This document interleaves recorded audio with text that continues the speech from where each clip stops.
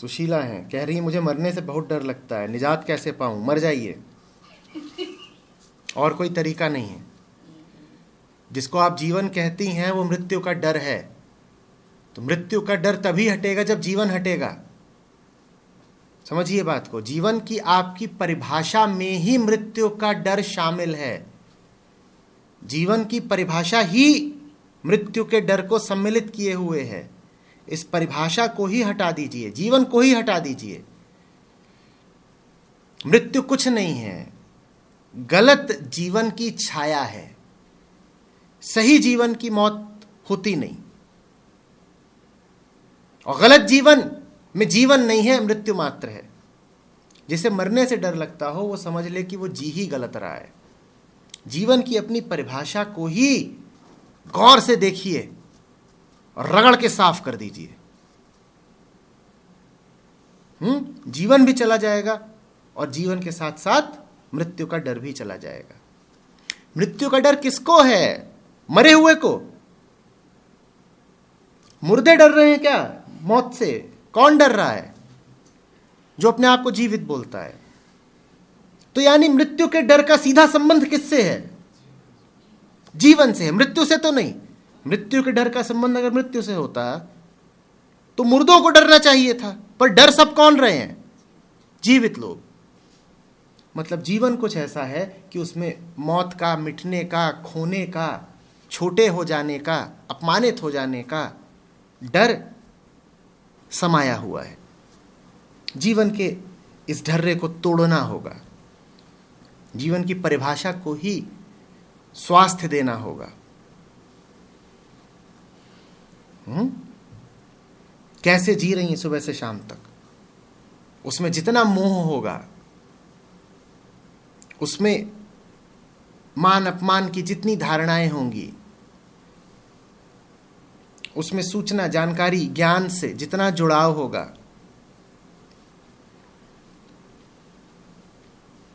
जितने कड़े, सख्त, दृढ़ आपके अभिमत, ओपिनियन होंगे, उतना ज्यादा आप मौत से डरी हुई रहेंगी। जीवन में जिसने जितना इकट्ठा कर लिया होता है वही तो उतना ही ज्यादा चोरी से डरता है ना। फकीर तो बॉडम बेलगाम बेपरवाह सोते हैं, उनका कोई क्या चुरा लेगा। और कोई इतना इकट्ठा कर ले और इतना इकट्ठा कर ले और इतना इकट्ठा कर ले, उसको दिन रात क्या लगेगा? कहीं चोरी ना हो जाए। क्योंकि तुमने जो इकट्ठा कर लिया है वो कोई ऐसी चीज नहीं कि तुम्हारे साथ रहेगी। तुम जानते हो कोई भी आकर के ले जाएगा। कोई मेरी चीज ले जाएगा, यही तो है मौत का डर। क्यों इकट्ठा किया इतना? क्यों इकट्ठा किया वो सब कुछ जिसे कोई ले जाएगा? किसने कहा था?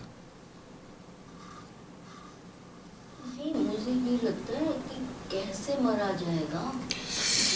ये कब लगता है? मरते वक्त लगता है, जीते वक्त लगता है? अभी सोच रही हूँ मैं तो जीते वक्त लगता है ना। मतलब जीवन में ही कुछ ऐसा है कि इस तरह का विचार चला आ रहा है। वो कैसे खत्म हो?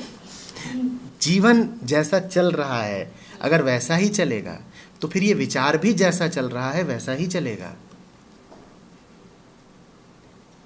जीवन में जब तमाम तरह के डर होंगे तो ये डर भी होगा कि मरते वक्त कैसा लगेगा। अब आप उन्हीं लोगों के साथ रहेंगी जो डरने और छिनने की ही बातें करते हैं, या आप वैसे ही टीवी देखेंगी, सीरियल, या वैसी ही सूचनाएं, समाचार, कहानियां पढ़ेंगी जिनमें पाने या छिनने का ही वर्णन है, तो आपको भी फिर ये लगता ही रहेगा कि मेरा जब छिनेगा तो कितना दर्द होगा। शरीर से संबंधित छोटी छोटी बातों से अगर जुड़े बैठे हो, कंगन, अब कंगन को बड़ी कीमत दे रखी है और कंगन की कीमत इतनी है कि वो आकर के कलाई पर बैठ जाता है। कलाई पर बैठे हुए कंगन के छिनने का इतना डर, तो कलाई के छिनने का कितना डर होगा। और एक दिन तो ऐसा आएगा ना कि कलाई ही छिन गई आग लगी हुई है और धू धू करके कलाई जल रही है।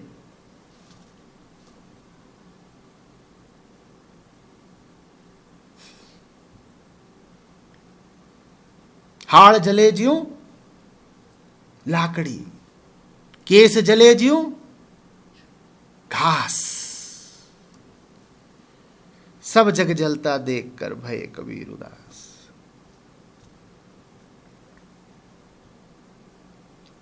अब यहां एक दिन सुबह सुबह कंगन नहीं मिल रहा है, वो न मिले वो जो हाथ में है, तो क्या हालत होती है, कितना शोर मचता है,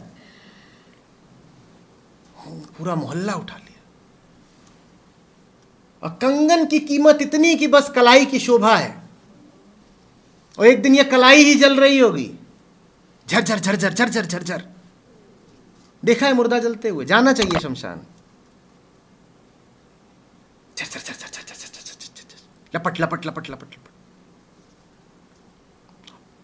कंगन से इतना मोह, तो सोचो कलाई से कितना मोह होगा, फिर तो डरोगे ही, रोगे ही। कंगन से मोह कम रखो, धीरे धीरे कलाई से भी मोह कम हो जाएगा।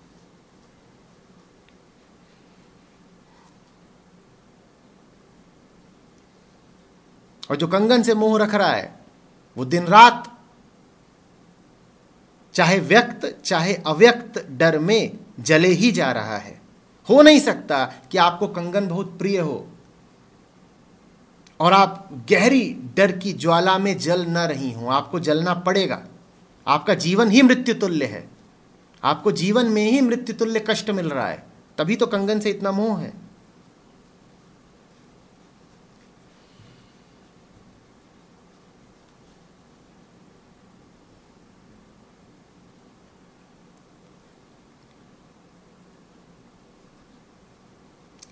सही जिंदगी में सही विचार आते हैं, गलत जिंदगी में मौत के विचार आते हैं। जीवन ही सही जिए, फिर विचार अपने आप ठीक रहेंगे, ये डर वगैरह दूर रहेंगे। अगर आप कहेंगी कि मुझे जिंदगी तो वैसी ही जीनी है जैसी मैं जी रही हूं, बस मौत का डर हटा दो आचार्य जी, तो आचार्य जी कहेंगे क्षमा करें।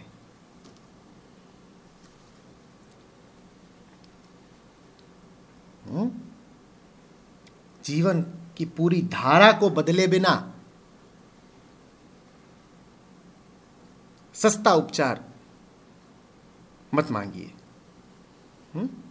और जीवन की पूरी धारा को बदलेंगी तो मौत का ही डर नहीं, जो जितने दिन भर छोटे मोटे डर और क्लेश और शंकाएं सताते रहते हैं ना, सब एक साथ चले जाएंगे।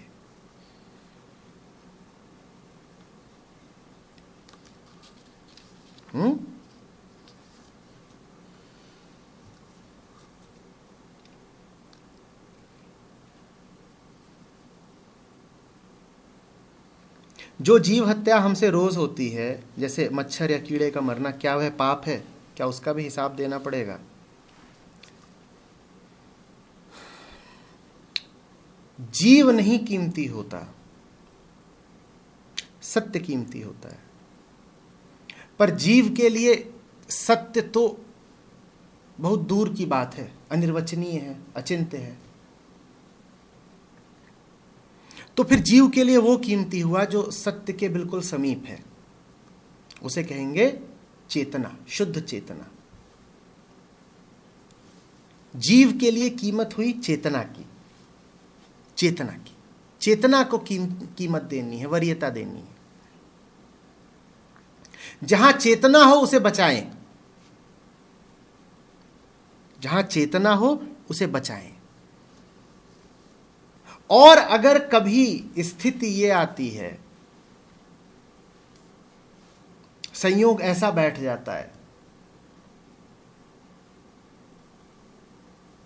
कि उच्च चेतना और निम्न चेतना में से एक को ही बचाया जा सकता है,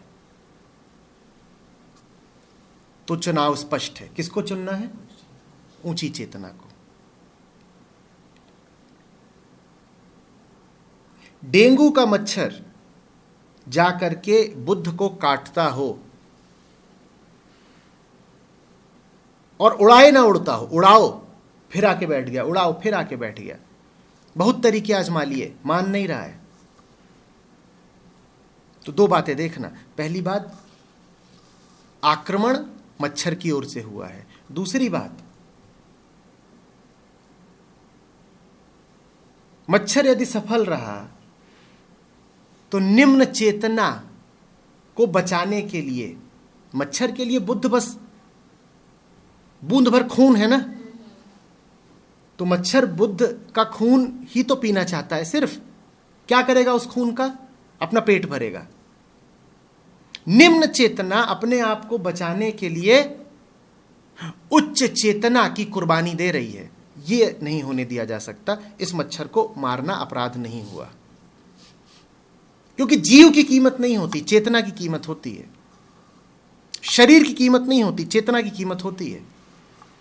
आदमी का शरीर बचा रह जाए, चेतना उड़ जाए, वेंटिलेटर पर पड़ा है ऐसा कोई, तुम कुछ दिनों बाद खुद ही सहमति देते हो कि इसको हटा दो, क्योंकि चेतना तो अब इसमें बची नहीं है। ये तो अब बस मांस है, रक्त है। हाड़ मांस की क्या कीमत है? कीमत किसकी है? चेतना की। इसी तरीके से न बुद्ध के शरीर की कीमत है, न मच्छर के शरीर की कीमत है। कीमत है उस चेतना की, कीमत है उस बुद्धत्व की जो सिद्धार्थ गौतम पर उतरा है। उसको बचाना आवश्यक है। और मच्छर तमाम तरह के उपद्रव कर रहा है। मच्छर उस बुद्धत्व का दुश्मन बना बैठा है। मार दो उस मच्छर को, कोई बात नहीं। मैं नहीं कह रहा हूं कि तुरंत ही मार दो, मैं नहीं कह रहा हूं कि और विकल्प उपलब्ध हो तब भी मार दो। पहले उड़ाओ, जो कर सकते हो करो।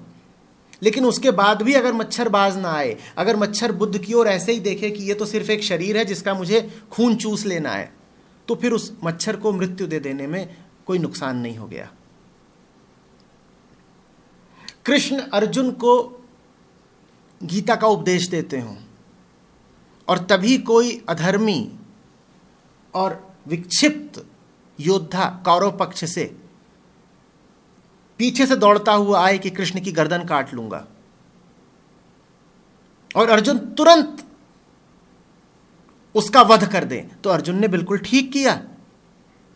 क्योंकि कृष्ण चेतना को बचाने के लिए अगर तुमको किसी पागल योद्धा की कुर्बानी देनी पड़ रही है तो ठीक ही कर रहे हो।